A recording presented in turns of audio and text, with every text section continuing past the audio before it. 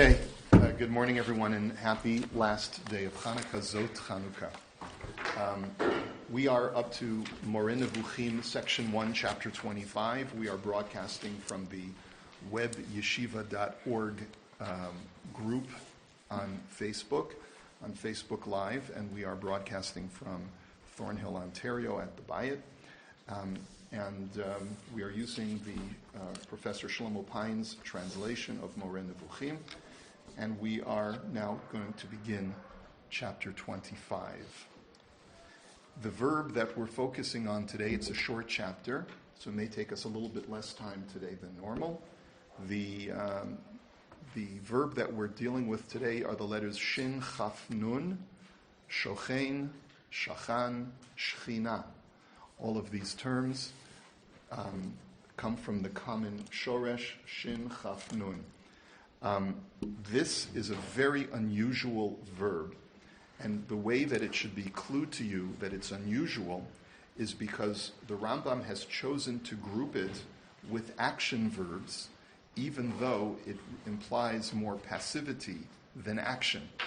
Think about it for a second. Previously, the Rambam had grouped a whole group of passive verbs like omeid and yoshev and ram, describing God in very lofty terms. And here he has grouped the verb shachein, which is to dwell, which would really sound more like it should be grouped with yoshev, where God resides.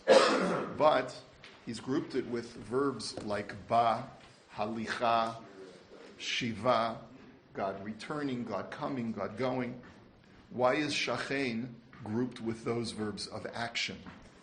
We're going to be discussing that very shortly today, but let's take a look at the text first. Shachon. It is known that the meaning of this verb is to dwell. Thus, an example of this is when we talk about in Parshat Lech Lecha, where Avram was living. Where was Avram living at this particular juncture when he finds out that his nephew Lot was kidnapped? V'hu shochein be'elonei Mamre. He was dwelling in the plains of Mamre. This is in Genesis chapter 14, verse 13. So that's one example of dwelling. Now, we also have a verb for a person living in a place. As a matter of fact, in last week's week ago Parsha, we talked about Yaakov dwelling in the land of Canaan. What verb did we use at the beginning of the Parsha? Vayeshev. Vayeshev Yaakov be'eretz Megurei Aviv be'eretz Canaan. So one of the things that we're going to have to try and figure out today is what is the difference between the verb vayishkon and vayeshev, and what difference do they have in meaning? Another example is Parshat Vayishlach in Genesis chapter 35, verse 22.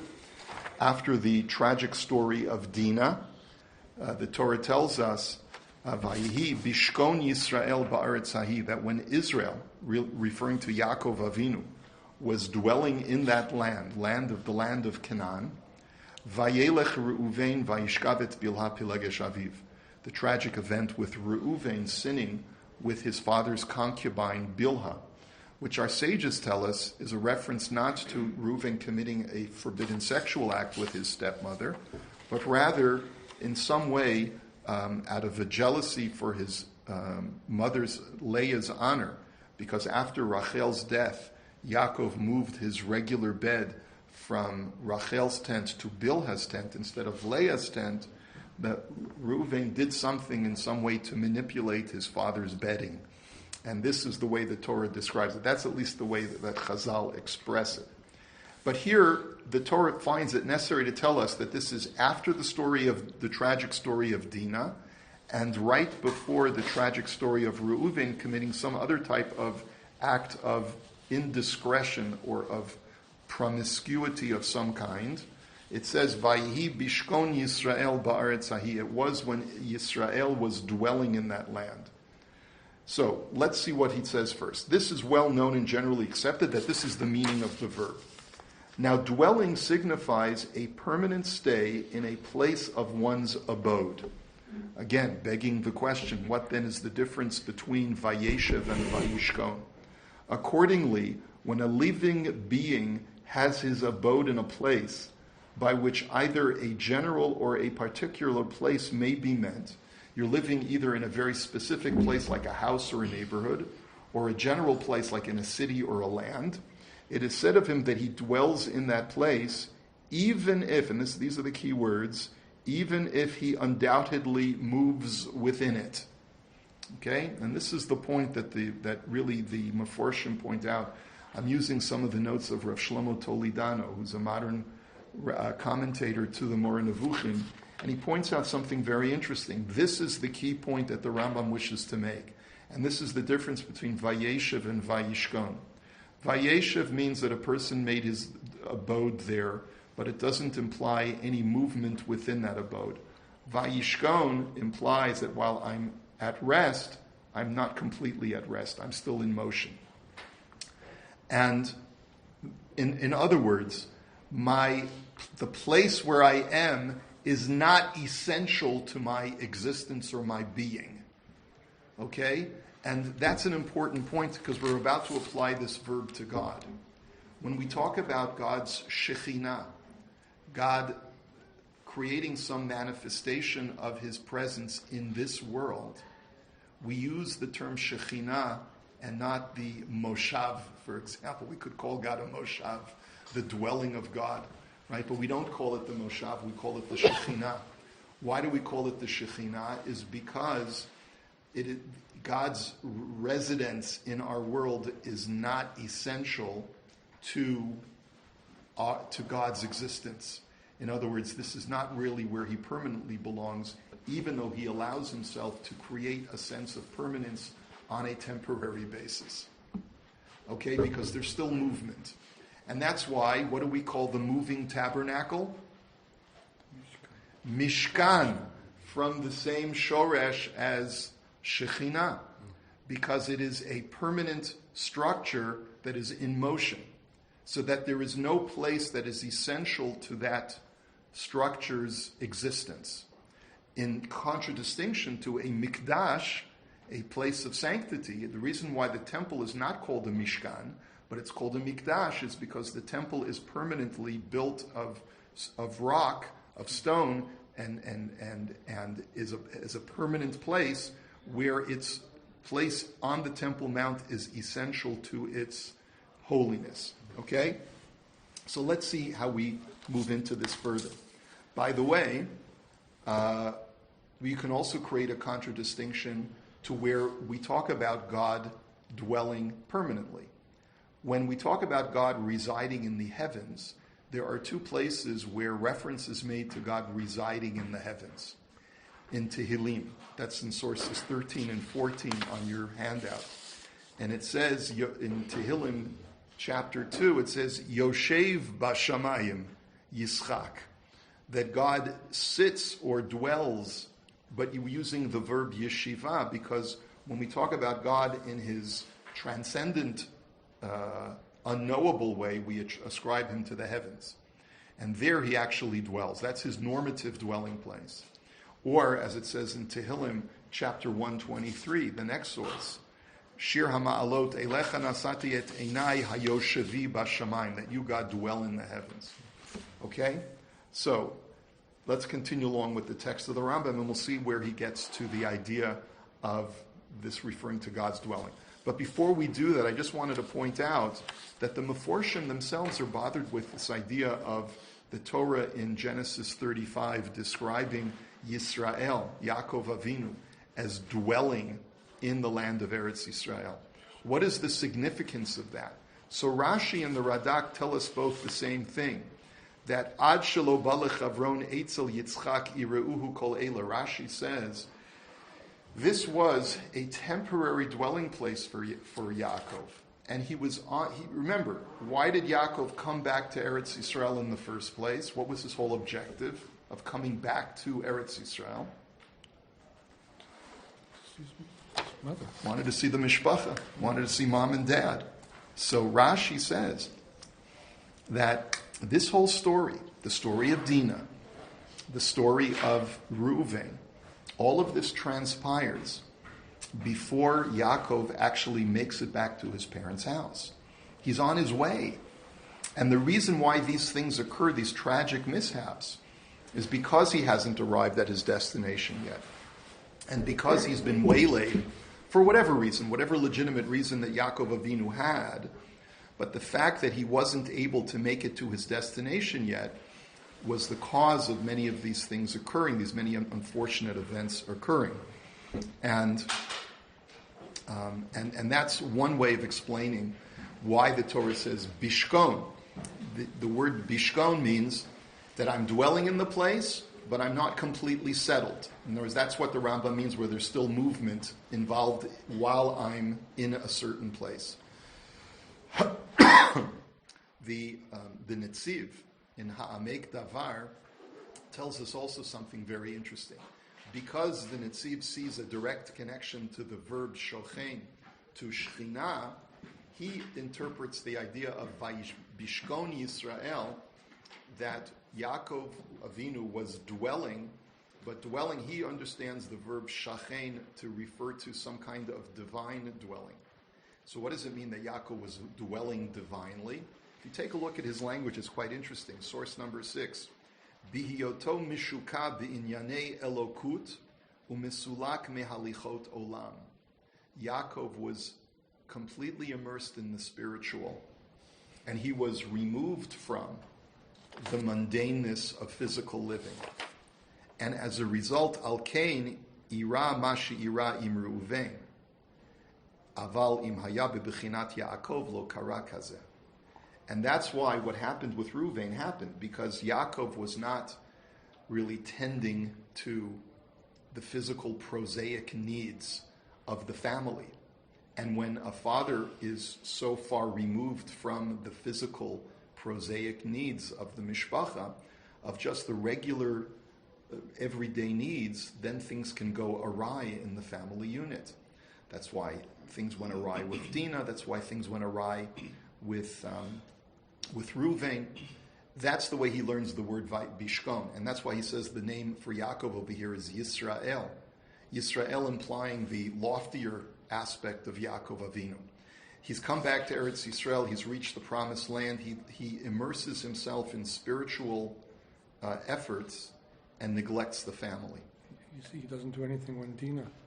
Right. He backs away. Right. He backs because it's not part of his focus in life at this point, the stage of in his life, and that seems to be the way that the Netziv understands it. But for the Rambam's perspective, the reason why bishkon is used over here is, again, he hasn't, like Rashi says and the Radak say, he hasn't made it to his final destination yet. He's still on the way, but he is.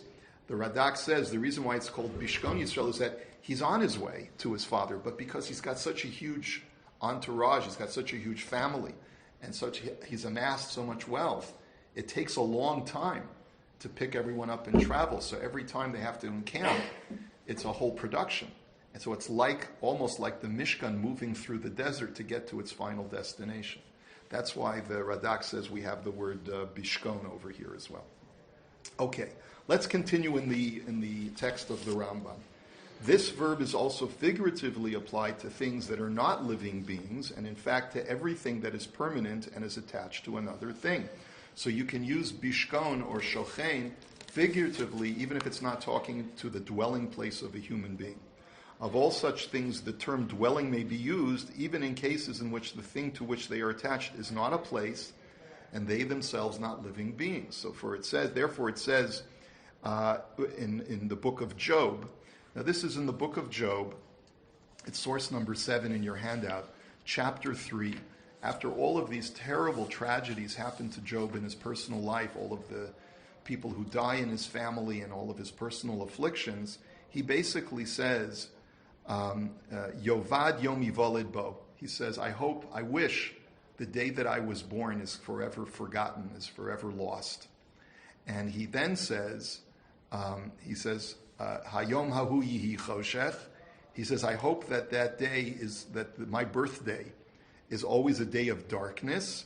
And then he says, V'talmavet tishkon alav anana, in verse number 5. He says, I hope the shadow of death rests upon my birthday like a cloud, or in a cloud. And essentially, what the Rambam is saying, you see from here that the verb tishkon is being used figuratively. There's no cloud, literally. But even if we were to say that there's a cloud literally, the word day is a point in time. It's not a physical object where a cloud is resting. So that's his next point. For there is no doubt that a cloud is not a living being, nor a day in any way a body, being a portion of time. It is on account of this latter figurative sense that the verb is applied figuratively to God, may he be exalted. I mean to the permanence of his indwelling or his providence in whatever place they may subsist in permanent fashion, or toward whatever matter providence may be permanently directed. So let me just explain what this sentence means. Now that we're getting to God, once again, the Rambam in his project removes any anthropomorphisms from God. And therefore, when we talk about God dwelling, it refers to one of two things. When God is Shechinah in a certain place in the world, it means one of two things. It either means that God creates something that is a creation of Hashem that represents the fact that he wishes to honor a certain place or a certain group of people who are in a place. So God will create a cloud which represents his Shechinah, but that's not God himself, because God is not spatially confined. It refers to the Shechinah of God, some manifestation of God that is a created essence. The other use of Shechinah, when God dwells among a people, is used figuratively to demonstrate that he is exercising providence upon that people, which means that people detect that there is immediate cause and effect to their behavior to some divine system of rules and law. Okay, so that's the second meaning of Shochein. The Rambam has essentially told us that there are two meanings to Shochein, one in reference to a physical creation called Shechinah, and one to the detection of providence, of hashgacha pratit, of direct providence within a group of people where God is said to dwell. Okay? Now, thus it is said, and therefore he's going to give us three psukim. Two are examples to the created Shechinah, and one is a reference to providence. So in the first example, which is from the story of Matan Torah, the giving of the Torah atop Mount Sinai, it says in Exodus chapter 24, verse 16, Vayishkon kavod Hashem al Har Sinai, that the glory of God was shochein on Har Sinai. Okay?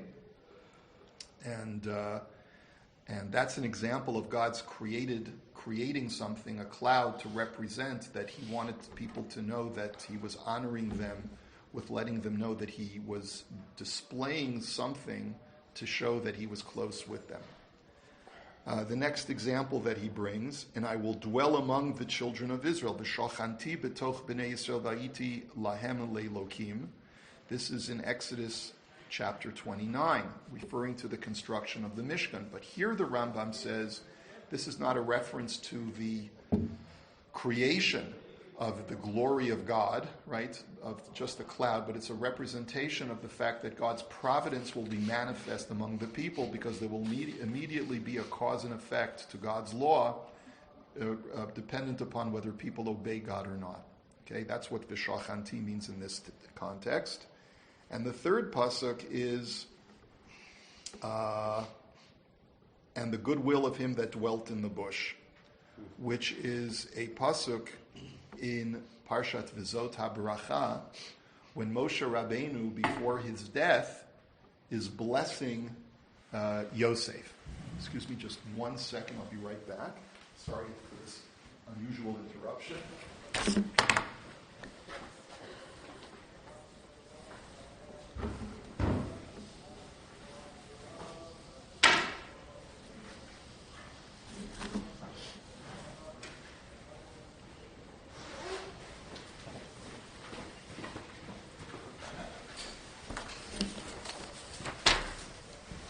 Okay, Uritzon Sholcheni Sineh, that what basically Moshe is blessing Yosef that he should have the sweetest and the lushest places of land. And he should have Ritzon, Shochini Sineh. He should have the desire of he who dwells in the bush. Now, what does that refer to? So Rashi tells us in source number 11, Kemo Shochein Sineh, that God who dwelled in a bush when he first appeared to me, Moshe, who am giving you this blessing, may he dwell in your land. Utehei artso mivorechet miritzono, v'nachat rucho shel HaKadosh Baruch Hu hanigle alai techila baseneh. That's the way Rashi understands, that God first revealed himself to me, says Moshe, in a bush. May that kind of manifestation of God creating something to show that he is with you also be manifest in your land. You know, it's quite interesting why the Meforshim debate as to why Moshe references God as dwelling in a bush. You know, why does Moshe have to hearken back when he's giving a bracha to Yosef to talk about God who dwelled in a bush? We know that God appeared to Moshe first in a bush, but why is that relevant to the bracha that he's giving to Yosef? So the commentary Nachalat Yaakov in source number 12 says as follows.